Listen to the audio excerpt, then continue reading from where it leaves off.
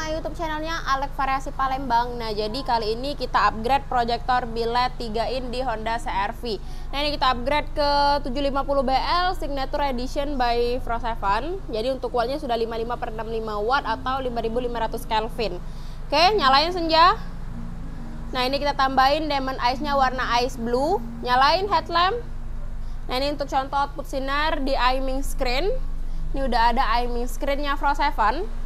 Untuk lasernya di bagian tengah warna kuning. High beam, pas, high beam, pas. Ya, jadi udah bisa pas dim juga. Nah, buat kalian yang mau juga pasang proyektor biled di mobil kesayangan kalian, bisa langsung merapat ke workshop kita. Harganya pasti murah banget. Nah, lokasi kita jalannya Air Abu sama Sukabangun 2 di Ruko Dekastil. Oke, terang bersama Fro7.